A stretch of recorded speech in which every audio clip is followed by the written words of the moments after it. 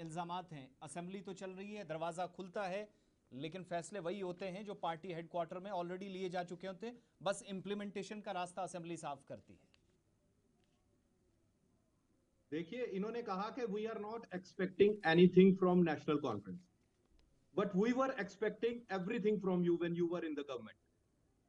And what you did? No, you never did you that. Destroyed the state. It is not that. ये saying में Yes, नहीं you होगा. destroyed the ये state. सिर्फ आपके कहने से नहीं होगा. हमने तो PhD में आपको सपोर्ट दिया. हमने तो राज्यसभा में आपको सपोर्ट दिया. हमने तो 5 डेलीगेट में आपको सपोर्ट दिया. हमने तो 5 मरले जमीन के लिए आपको सपोर्ट दिया. हमने BSA को खत्म करने के लिए आपको सपोर्ट दिया.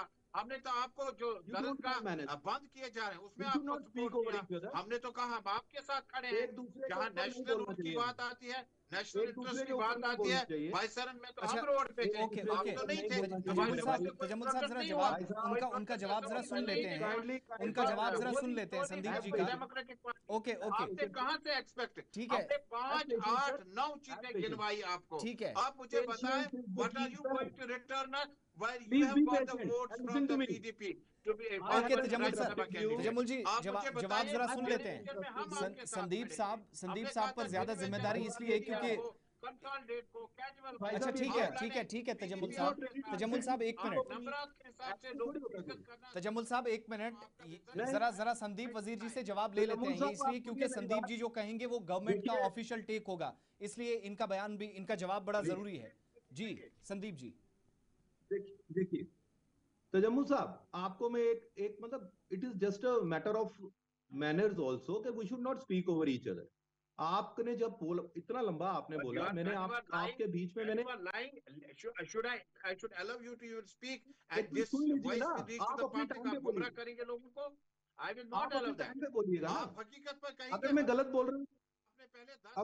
बोल रहा हूँ तो आप अपने टाइम पे मुझे, आप अपने टाइम पे बोलिएगा ना. I have a right to speak. आप अपने टाइम पे बोलिएगा. अगर मैं गलत भी बोल रहा हूं तो आप अपने टाइम पे बोलिए. It is not right. आपने ठीक है संदीप जी कंटिन्यू.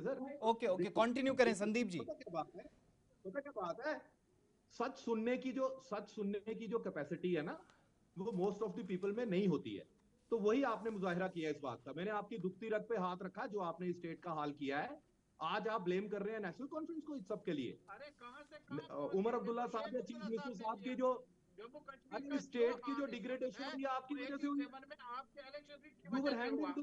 वो आपने जम्मू कश्मीर में बंदूक अवाम के हवाले कर दिया. जम्मू कश्मीर के लोग डेमोक्रेटिक सिस्टम में चल रहे थे. आप क्या हमें बता रहे हैं कि आपने पार्लियामेंट इलेक्शन में साथ दिया.